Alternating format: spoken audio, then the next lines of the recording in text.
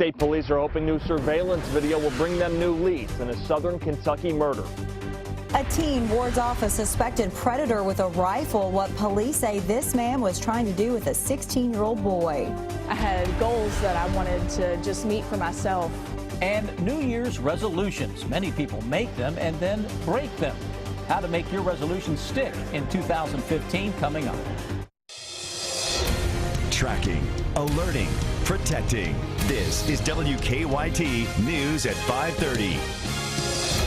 Good evening. Police are hoping new surveillance video could help them piece together a murder. State police say that 66-year-old Johnny Taylor was found dead inside of a burning home in McCreary County earlier this month. We're told that Taylor suffered multiple stab wounds. Troopers say they're looking at this surveillance video of a person of interest in the murder. Sean Moody has a closer look at this new video. It's our top story at 5:30. Kentucky State Police haven't made any arrests in Johnny Taylor's murder. It's been nearly 3 weeks now since first responders found him stabbed to death here inside his burning home. Now state police are hoping surveillance video will help bring them new leads.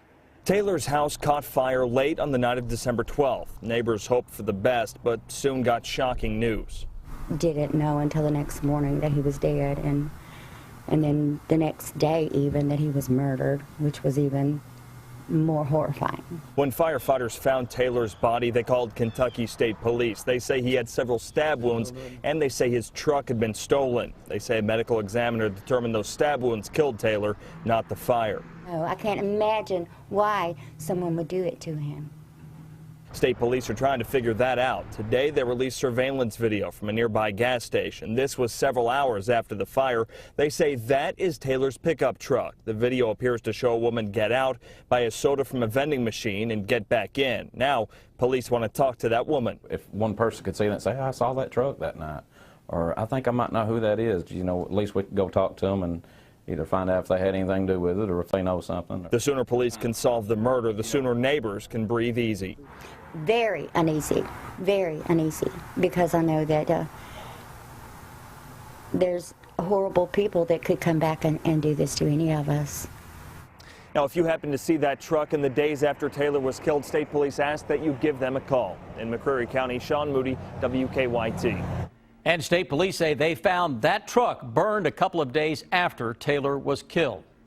Police say a 16-year-old used a rifle to protect himself from a would-be predator. Last week, Lawrenceburg police say that 34-year-old Henry Coots and the boy were drinking inside an apartment on Lynn Drive. Police say the boy felt uncomfortable because Coots, they say, was trying to have sex with him.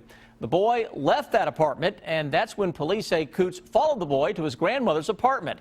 Police tell us the boy pointed a rifle at Coots to get him out of his grandmother's apartment. We're happy to the fact that the juvenile realized what was going on and decided that it was unsafe. However, we hate the fact that he ever got into that situation to begin with. Coots was arrested and charged with burglary, disorderly conduct, public intoxication, and unlawful transaction with a minor. A number of crashes within the last week have left several people dead across the Bluegrass. Our county-by-county coverage begins in Letcher County. That's where another person was killed in a crash early this morning before 6. Kentucky State Police say 42-year-old Kevin Stamper was driving north on US 119 when he crossed into the southbound lanes and hit another car. Indications at the scene determined that the vehicles actually collided partially in the southbound lane and partially off the southbound shoulder. Stamper was pronounced dead at the scene. 3 people in the other car were injured. We're told they all had non-life-threatening injuries. Police believe fatigue may have been a factor in that crash. In Perry County, a woman facing charges in a triple murder case will go before a new judge next month. Court officials tell us new Circuit Court Judge Allison Wells could set a date for the trial during that hearing on January 5th. Outgoing Judge Bill Engel and attorneys seated a jury earlier this month for the trial. Police say Billy Cottle was driving under the influence when her car crashed into another car on Highway 15 in 2013. Cottle's husband died along with a couple in the other car. And in Laurel County, a man accused of robbing a London bank has been brought back to Kentucky. London police say they went down to Georgia to bring Robert Wigington back to Kentucky. Officers believe Wigington held up the Community Trust Bank last week on 80 West in London near I-75. They tell us he walked in with a handgun and demanded cash. Police say Wigington got away with more than $36,000. 2014 is going to come to a chilly end, but on the bright side, at least we'll see some sun. Chief Meteorologist Chris Bailey is in the First Alert Weather Center with a first look at the forecast. Yeah, Chris? indeed, seeing a lot of sun out there today, Sam. That is the good part of the weather program. Chilly air, though, obviously keeping us bundled up outside, but boy, oh boy, it was really good to see the sun that is just setting on us. But we look toward that western skyline, and things continue to look on the gorgeous side right now. That's our live sky cam. If you look closely enough there, you can see a couple of planes that are flying across the sky. Got one here, and one coming up behind that. But again, a beautiful sky out there, and with clear skies, the temperatures coming up that we'll update at the top of the hour will be dropping below freezing very, very quickly, getting close to that in many cases as of now. Throw the winds into the mix, 27 degrees. That's a good number to see right on top of Lexington as of now. 29 showing up into the capital city of Frankfort. Live First Alert Defender, nothing showing up across Kentucky, so that is certainly some welcome news.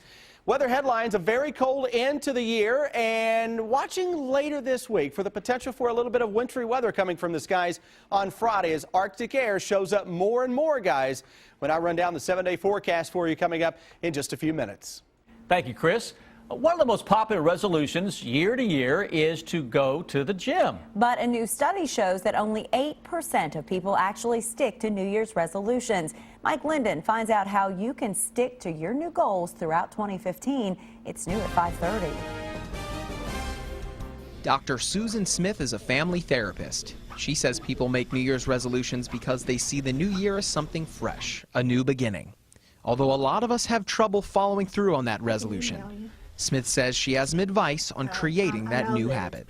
Be mindful every day of what you're doing. And I think that's the hardest part. Go to the gym. That's one of the more popular resolutions. Ross Bishop is one of the trainers. 3 more, and then 12 more med balls. Today, Bishop is working out Amelia McCormick and says the trick to being consistent is motivation. I had goals that I wanted to just meet for myself. And so just wanting to do it for yourself, that's a big thing too. As the days and months go on, a lot of people may backslide a little on that New Year's workout. That's one full sprint, go. But McCormick says one bad day, it doesn't negate a whole month of doing well, so don't let 1 or 2 bad days or even a bad month make you not work out for the rest of the year. Bishop says smaller gyms like this one can keep tabs on your progress so your workouts don't just trail off. We like to hold people accountable throughout the year. The most important thing is setting a goal and kind of staying with it.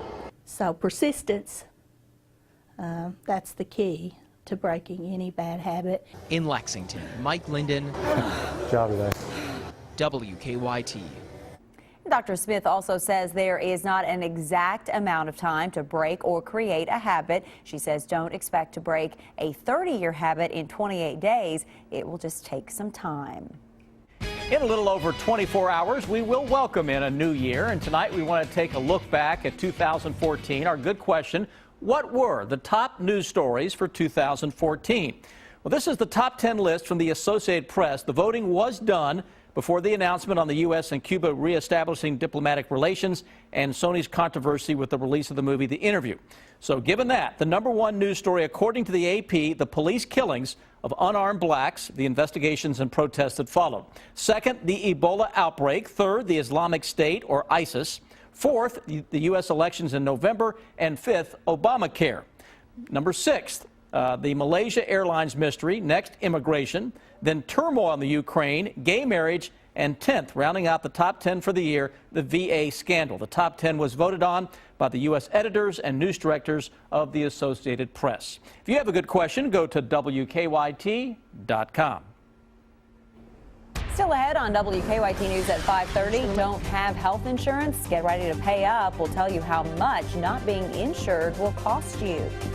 I'm Bill Bryant. A Supreme Court justice's resignation leads many to speculate about a crowded Republican primary for governor. And a new sheriff tells the current employees they'll have to reapply for their jobs. The bottom line is ahead. Also ahead, a man devastated to learn that his bank account had been wiped out by his grandson. How the man caught on that his grandson was stealing from him on WKYT News at 6.